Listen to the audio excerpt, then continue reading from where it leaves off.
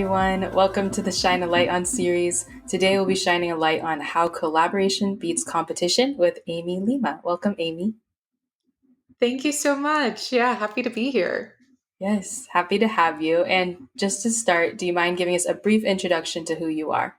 Yeah, of course. I'm Amy. I am a first generation American. I am a music industry transplant. I am a recent UX bootcamp graduate and a current freelance product designer working with early stage startups.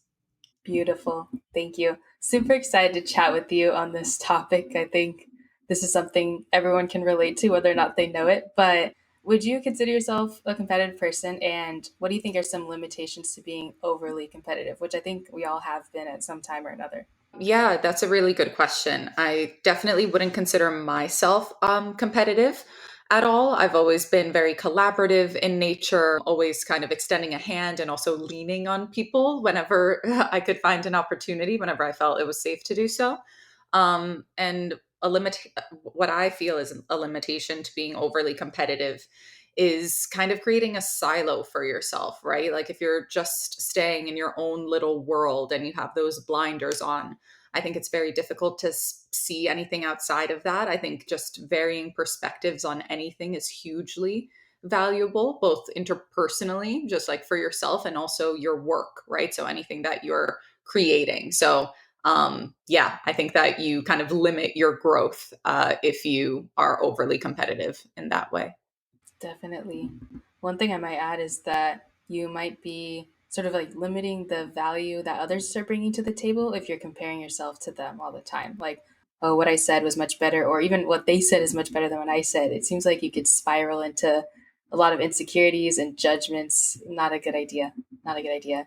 Yeah, definitely. And I think just, not only does that create its own issues, but is also wildly unproductive, right? Or counterproductive. Like Hmm. instead of spending that time kind of picking yourself apart or measuring yourself against someone else or trying to one up someone else, you could be spent instead, find a space to collaborate together and come up together and be able to contribute to each other's ideas and create something better. So, Hmm. beyond just bad vibes, I think it just ends up holding you back. Yes, definitely. I want to tie these two things, competition and collaboration, together a little bit more. But first, I'd love to hear what some of your best experiences with collaboration are. And I'm assuming you'll bring up some of your bootcamp experiences since that's super fresh, but anything you want to say? Yeah, for sure. Well, it's interesting because what I consider one of my most successful collaborations during my boot camp actually wasn't even involving me myself. So a good friend of mine, like in my boot camp, she reached out to me about us potentially collaborating on our final capstone project together. And I just happened to be like 1 or 2 weeks ahead of her in my scheduling and in my program. So I had kind of already started on the capstone project, and it would have been kind of this like impractical logistical nightmare for us to somehow have our schedules overlap. So I was like, oh my God, like, that totally sucks because I would have loved, to do that, to partner up. Like the idea just didn't come to us early enough. And then I had the idea to introduce her to another good friend of mine in the boot camp. So I had kind of had both of them as buddies and confidants, kind of like my best friends, like in this program, but they didn't know each other. So I was like, wait, although I would have loved to collaborate with my friend, like that window has kind of passed. I don't think I'll be able to do that. But both of them are actually on the same exact schedule, like to the day, to the week. What if I introduce them and see what happens? And then they actually ended up collaborating on their final project, and it went amazingly. They both learned so much. It was their most successful project in the boot camp. They became great friends. I actually just got off a group call with them today. We chatted for like an hour. So it's been, that was kind of like an amazing organic experience of like just introducing people. So like I didn't even have to be part of it, even though I really wished I could have. And just seeing that blossom, honestly, for me was super valuable to even be able to facilitate them having that experience. So in my boot camp, that was definitely a highlight for me. Nice. No, it's always nice bringing people together, whether or not you're part of the final group is always a good idea. And I guess from your experiences though, How do you typically optimize collaboration within a team? Because although we know it's better to collaborate than be competitive, whether it's competition based or maybe people have certain insecurities, whatever it is, um, there can be butting heads or tension for some reason. So, how do we avoid that? And how do you optimize collaboration? Yeah, no, that's a really good question. I think above all else, and this is just a guiding principle of mine in general, is open communication over everything, right? So I think if you're kind of just like honest and forthcoming right from the start of managing expectations, vocalizing where your strengths lie, like what you enjoy doing, maybe where some of your blind spots or weaknesses are. Maybe you have a question or several, kind of unclarities throughout the process, and just being vulnerable and open and honest about that throughout. I think that breaks a lot of barriers, right? I think that humanizes you and also allows you to play to your strengths, kind of allows other people to buoy any, weaknesses or weak spots that you might have because they're aware of that. So I think, it makes it very easy for people to kind of complement each other, just if you're, keep that line of communication open from the start. And more specifically, I find that making it clear from the start that you guys are partners and not competitors, right? So just, I mean, literally vocalizing that explicitly, like reinforcing that feeling of like, yeah, no, there's no animosity here, there's no sabotage or sidestepping anyone. Like we're here to come up together and empower each other. And I find that even making that clear in subtle or explicit ways really kind of breaks down those barriers and makes people that much more vulnerable to meet you in that space. No, that's a great answer. And I guess while we're chatting about empowering others, I do think it's pretty natural on a team for someone ideally, honestly, to take some sort of like leadership role, whether they're facilitating the conversation or they just check in with folks, or maybe they're the task tracker sort of person. It's helpful to have someone like that. But part of collaboration is making sure everyone's voice is heard. And sometimes that leader or that strong voice in the room might overpower others, especially people less comfortable chatting. So, in the spirit of collaboration, how do we make sure everyone's voice is heard who's at the table? That's a really good question. I would almost argue, like, yeah, first and foremost, that a really effective leader would be conscious of that, and would kind of make it their top priority to make sure that everyone had a voice, right? Everyone had a chance to kind of like make,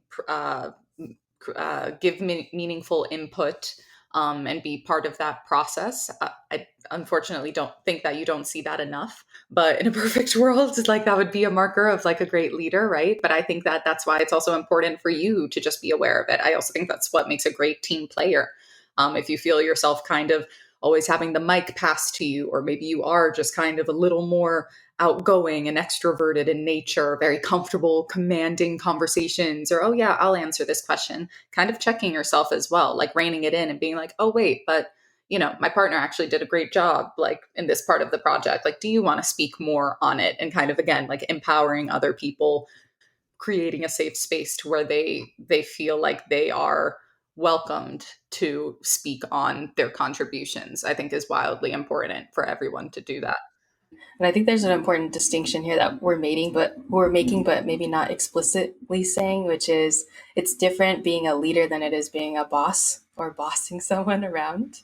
I think this is difficult for some people to like a hard pill to swallow for some people who think that, being assertive and bossy all the time is like the equation to perfect leadership or being the perfect team member. So yeah, I appreciate your inputs in that like humanizing the situation, being empathetic to others is super important. Yeah, totally. And again, I think, yeah, just to like reemphasize like just how important, and I think kind of radical really that kind of empowering leadership can be, like giving your team kind of the autonomy to carry on these projects and give their input and shape these experiences themselves. I think that just, the potential for the team just like skyrockets with that. I was a part of a small team as part of a small coding school called Super High. I was thankfully, this was like a really cool collaboration. I was able to, along with their community manager and a creative coder, like one former student of the school, I was like a former design student.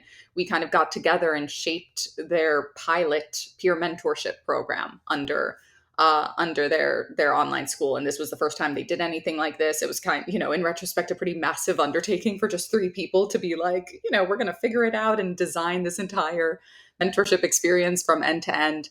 But all credit to our, team lead, our community manager. He always, always, always made it so clear from every single step of the process that, me and the other mentor were always empowered to give our opinions, to help shape the program, to, give feedback when things weren't working, tweak things throughout.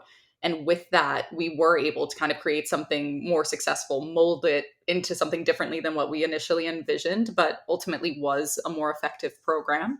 And I think without that open leadership, that kind of flat hierarchy in that way where we felt that it was safe to do that, maybe we wouldn't have accomplished all the great things we did with that program. So I think, just speaking a bit more to the importance of that on like a leadership level, I think is Yes, super valuable. definitely. Definitely. And I know we've chatted a bit about good leadership, being a great team member, but how would you suggest, from your experiences, how can people avoid being the bad teammate when it comes to working collaboratively with others? As in, maybe not showing up, not meeting expectations. I think this can come in other forms too, like not letting others speak, interrupting people. I know it might be easier said than done, but some people just have this habit of doing these things. So, how can people avoid being that bad teammate? Yeah, it's really hard, but I think it's really important to dig really deep and try to be as self-aware as possible, right? With like just any of your behaviors and like just kind of being in tune with what type of teammate you are, what type of team player you are, and even in those dynamics, right? Like I don't know, like do you feel some type of way? When someone else gets praise for something, do you feel intimidated by others? Like do you notice that? Like is there some like inherent sense of kind of like jealousy or like, ooh, I want to be the best like within this little pod, and kind of checking yourself for those things and kind of investigating, well, why is that? Why is it that these feelings are surfacing? Or what is like the underlying, I guess, motivation for me wanting to, show face and kind of like be at the top of this ladder? What do I gain really? So I think self awareness is huge. And again, honestly, just like open and honest communication. So being very forthcoming with your team about, what your intentions are. Like, hey, like, I'm here to grow. I'm here to do the best work we can. I'm here to deliver this project. I'm here to get to know you guys. Like, I work better on a team. And also speaking to your strengths and maybe your weaknesses. Like, hey, just so you guys know, I'm kind of, I get kind of confused at this stage of the process. I don't totally know how this over here works, but like I'm excited to learn from you guys if you can be patient with me. I think just kind of again, like humbling yourself and, just being super vulnerable and honest about, just where you're at and not like this grandiose sense of I can do it all and I'm this superstar hotshot. I think a lot of people then follow suit, right? Follow that lead, and it creates space for the rest of the team to do the same. So then people are, again, supporting each other instead of trying to climb over each other. And I think you really hit the nail on the head with that one. I recently heard Brene Brown chat about leadership a bit, and she really highlighted empathy and self awareness as huge aspects of great leaders. And so what you're describing, I think, is perfect and it makes sense. And not only are those two aspects of great leaders, but just great people to work with in general. So you don't have to be like the leader on the team. Even if you're not, even if you're a team member, you can still be like a decent person and communicate and be self aware. So I definitely agree with that. And I'd love to switch gears slightly to chat about the interview process, because I think there's a typical question here that relates to our topic today when it comes to sort of personality like questions. Sometimes recruiters will ask, do you prefer to work alone or with others? And I think this is an interesting personality question. Do you think, from your experiences, do you think it's actually possible for anyone to truly work alone? I know it depends on the job probably, but is it bad to enjoy working alone? Like, is there a right answer to this question, or do I seem uncollaborative if I say I enjoy working alone? Yeah, that's a really great question. I think first and foremost, I think there's a distinction between enjoying working alone versus being a team player, right? So I think it's perfectly valid to, have like a preferred work style. Maybe you're more introverted, maybe you just kind of like, being in the zone and doing your own thing and getting work done on your own. And that is not necessarily the same thing as you being unable or unwilling or uncooperative in kind of team environments, right? So I think that that's like an important difference. So, with that being said, I don't think that there's anything wrong with enjoying or preferring to work alone. But I still think that you might not be doing yourself any favors, just with like honestly, the quality of the work you'll produce, and also just like, again, your enriching perspectives on it, right? Having a holistic view of your workflow, what you're creating, the greater implications of it within your company, whatever it is, even if it's like a creative project. I always think that we go farther together. You're never going to know it all. You're always going to have inherent blind spots, biases, or, again, like weak points. And someone else can always complement that. And you'll be surprised by what just someone, a partner can kind of uncover or add or enhance in whatever you're creating. So while I think it's totally fine and valid, there's nothing wrong with it. I do think that, you could kind of get to the next level of whatever you're doing by looping someone in, getting some feedback, getting some insight, collaboration, empowering people to take part in whatever you're doing.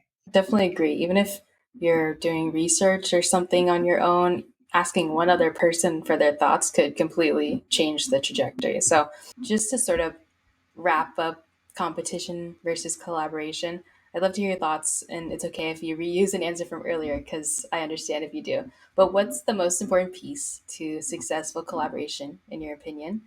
And also, what's the biggest mistake someone can make when they're trying to be collaborative with others?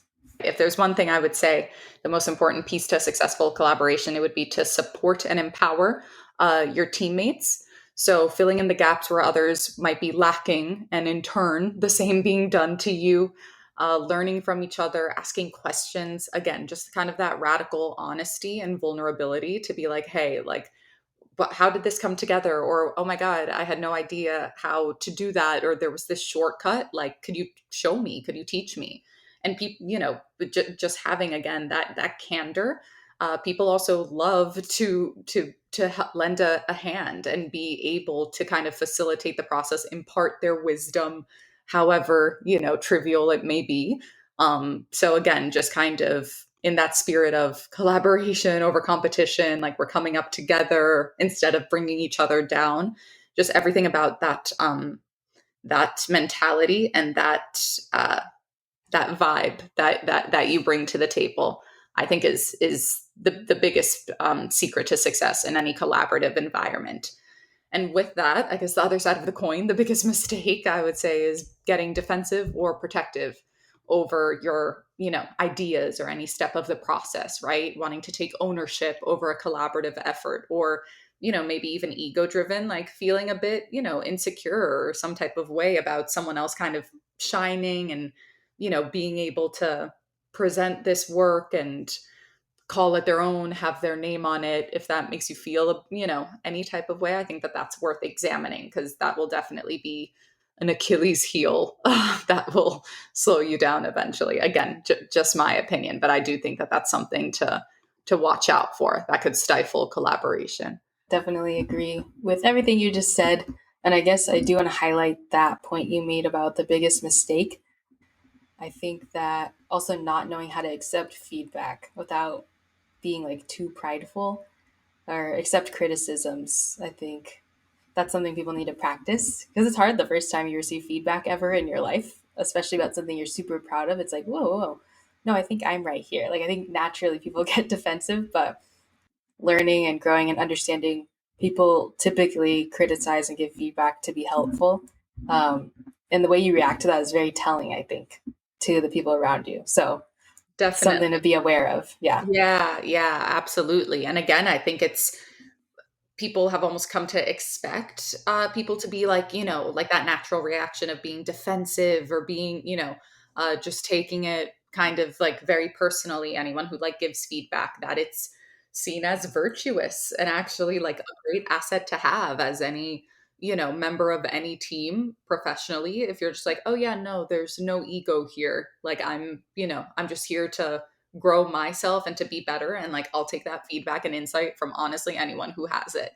And apparently that's like, just even like feedback I get when I, interview and chat with folks, like it seems that they're surprised by that. Like, oh, wow, really? That's amazing. Like, never been, because it's not a lot of people who I guess really embrace that. Like, oh, okay, yeah, I'm going to let it roll off me. Just take it as a learning experience and grow from there. Let it snowball.